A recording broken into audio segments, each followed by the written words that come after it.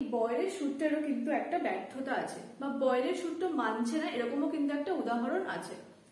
সেটা আগে বলি, তারপর বয়লের সূত্র কে মানছে তার উদাহরণটা বলবো, ঠিক আছে?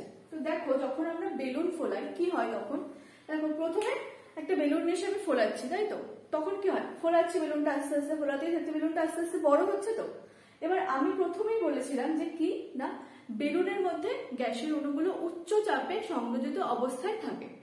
তাহলে কি, দেখো, বেলুন ফোলাচ্ছি বা বেলুনে হাওয়া দিচ্ছি মানে কি হচ্ছে? গ্যাসের অণু প্রবেশ করাচ্ছি। তাহলে বেলুনের মধ্যে যত পরিমাণ অণু যাচ্ছে, বেলুনের আকার বড় হচ্ছে। আকার বড় হচ্ছে মানে কি? ভলিউম বা আয়তন বাড়ছে। ঠিক একই সাথে কিন্তু বেলুনের চাপও কিন্তু বাড়ছে, তাই তো? বেলুনে যতই ফোলাই না কেন, একটা নির্দিষ্ট সময় অবধি বেলুনটা কিন্তু ফাটে না।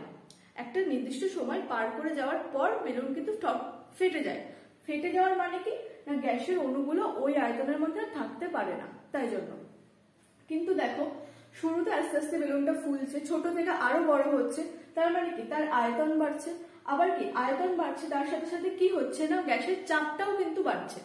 তাহলে বয়লের সূত্র কি বলছে আবার না, চাপ বাড়লে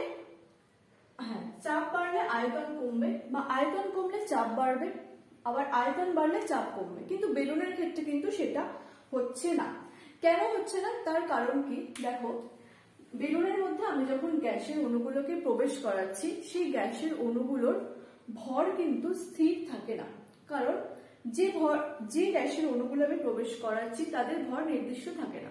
কিন্তু বয়লের সূত্রের প্রথম যে আমি দুটো শর্ত বলেছিলাম, উষ্ণতা স্থির থাকতে হবে, ভর স্থির থাকতে হবে।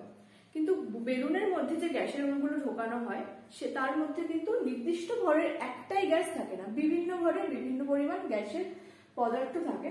তার জন্য কি হয়, যেহেতু ভর নির্দিষ্ট থাকে না, উষ্ণতা স্থির থাকলেও কিন্তু বয়লের সূত্র মেনে চলে না।